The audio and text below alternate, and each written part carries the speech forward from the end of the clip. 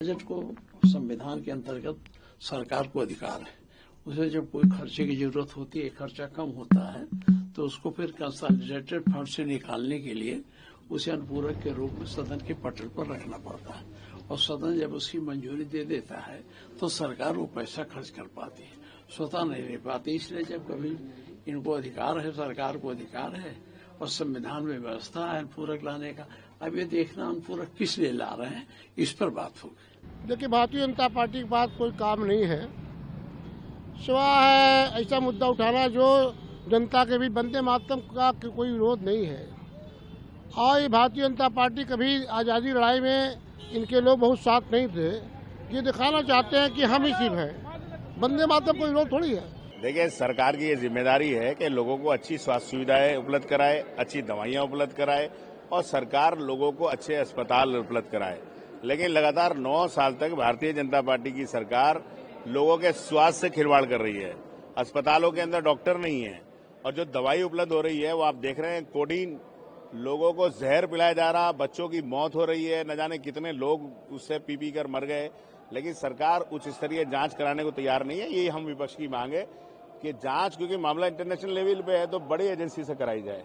एक बड़ा अहम सवाल है सर, आज जो है अनुपूरक बजट भी पेश किया जाना है। अनुपूरक बजट को लेकर के क्या उम्मीदें हैं या समाजवादी पार्टी किस तरह से देखती है? देखिए, बीजेपी की सरकार हमेशा मुंगेरी लाल के सपने दिखाने का काम करती है। कहती है 8 लाख करोड़ का बजट ले आए, 9 लाख करोड़ का बजट ले आए। अनुपूरक जब लाया जाता है जब पुराना बजट खर्च कर दिया जाता है। 24% बजट आपने खर्च किया है, अनुपूरक ला रहे हैं, लोगों को बता रहे हैं 25,000 करोड़ का बजट लेके आ रहे हैं। तो सरकार लूट खसोट मचाए हुए है। पूरी जो योजना है, जो जल जीवन मिशन है, उत्तर प्रदेश की सारी सड़कें खोद के डाल दी, किसी एक घर को सही पानी नहीं मिल रहा और लोग गुमराह कर जल जीवन के नाम पे बजट लेके आ रहे हैं।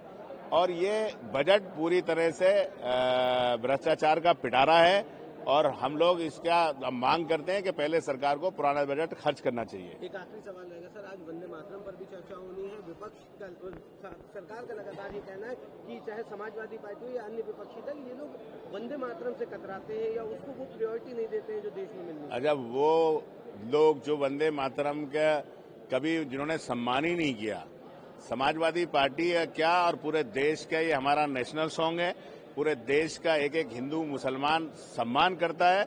और ये वो गीत है जिन आजादी के दीवानों ने इस हिंदुस्तान को आजाद कराने के लिए हंसते हंसते ये गीत गाकर फांसी का फंदा कर लिया।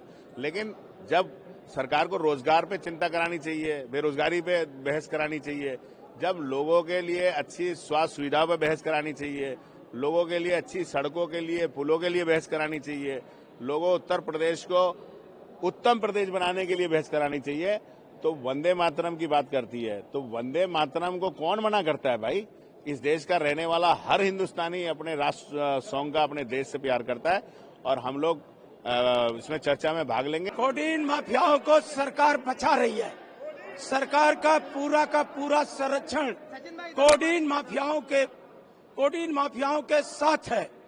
और मुख्यमंत्री जी 19 तारीख को प्रेस करके एक तस्वीर दिखा रहे थे, उसके दूसरे दिन हमारे राष्ट्रीय अध्यक्ष जी ने कहा कि इसमें जो भी संलिप्त है उसके खिलाफ बुलडोजर की कार्रवाई की जाए। लेकिन अभी तक सरकार ने कोई कार्रवाई नहीं किया। इससे साफ जाहिर है कि माननीय योगी जी की सरकार कोडीन माफियाओं के साथ है। एक बड़ा अहम सवाल है सर, आज अनुपूरक बजट भी पेश किया जाएगा, कितना बेहतर लगता है उत्तर प्रदेश के लिए? धन्यवाद। इस सरकार ने पूरे उत्तर प्रदेश की अर्थव्यवस्था, सारी व्यवस्था चौपट कर रखी है। विकास पटरी से उतर चुका है। पूरा का पूरा प्रदेश माफियाओं के हाथ में चला गया है। नकली दवाइयां सरेआम बाजारों में बिक रही हैं। WHO ने संज्ञान में लिया है, लेकिन आज तक सरकार ऐसे माफियाओं के खिलाफ कोई कार्रवाई नहीं की। कोविड को लेकर के उत्तर प्रदेश की सरकार पूरी तरह से असंवेदनशील है, अमानवीय है। समाजवादी पार्टी जानती है कि भाजपा ने उत्तर प्रदेश को तबाह किया है। 9 साल होने जा रहे हैं, भ्रष्टाचार चरम पर है, कानून व्यवस्था का कोई यहाँ काम नहीं है।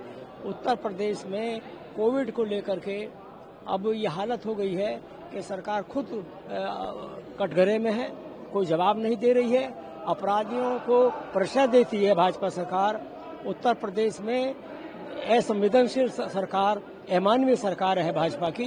उत्तर प्रदेश में इनका जानने का वक्त आ गया। आज सर जो है अनुपूरक बजट भी पेश किया हाँ, जाएगा। हाँ। क्या लग रहा है कितना बेहतर कोई रहेगा? भाई पहला ही बजट अभी उसका कोई हिसाब दे रहे हैं। ये 60% से मुश्किल से इन्होंने खर्चा किया है। आधा बजट तो बचा हुआ है और अनुपूरक बजट ला रहे हैं, तो उसका बंदरबाट करना है। और क्या है, उत्तर प्रदेश में ये जो सरकार है ये जन विरोधी सरकार है। संविधान के अनुसार काम नहीं कर रही है, नियमों का पालन नहीं करती है। भ्रष्टाचार को चरम पर ये सरकार ने पहुंचा दिया है। उत्तर प्रदेश की जनता अब हिसाब लेगी। इस सरकार के जानने का वक्त आ गया एक है। आखिरी सवाल रहेगा सर, आज वंदे मातरम पे चर्चा होनी है और सरकार का ये आरोप है समाजवादी पार्टी पर या अन्य विपक्षी दलों पर कि वंदे मातरम को ये प्रायोरिटी नहीं देते हैं या देश को उस तरह से वंदे मातरम को भाजपा तो वंदे मातरम को खुद ही नहीं मानती है। भाजपा कब से आ गई वंदे मातरम के पक्ष में? संविधान में जो व्यवस्था है, जब उसको नहीं मानते हैं तो वंदे मातरम को ये लिया है तो उसका बातचीत हो जाएगी। भारतीय जनता पार्टी की सरकार में लगातार आरक्षण को कुचलने और संविधान को कुचलने का काम भारतीय जनता पार्टी की सरकार में हो रहा है। जीरो टॉलरेंस की धज्जियां उड़ाने का काम भारतीय जनता पार्टी की सरकार में भी इनके मंत्री और अधिकारी कर रहे हैं। आज सदन से लेकर सड़क से लेकर सदन तक लड़ाई लड़ने का काम समाजवादी लोग कर रहे हैं। सदन में भी भारतीय जनता पार्टी की सरकार को बेनकाब करने का काम करेंगे। देखिए, आज हम लोग प्रदर्शन कर रहे हैं जनहित के मुद्दे को लेकर, और ये जो हमारे हाथ में आप देख रहे हैं ये चित्रकूट ट्रेजरी घोटाला है। इसमें करीब 100 करोड़ रुपए से ज्यादा का ये घोटाला है। हम लोग सरकार से स्पष्ट मांग करते हैं कि ट्रेजरी घोटाले को इसकी स्पष्ट रूप से जांच कराई जाए या सीबीआई से जांच कराई जाए, ताकि ये जो घोटाला हुआ इसमें दोषियों के ऊपर कार्रवाई हो सके। ये घोटाला कोई छोटा मोटा घोटाला नहीं है, करीब 100 करोड़ से ज्यादा का घोटाला है। इसलिए सरकार को इसको संज्ञान में लेना चाहिए।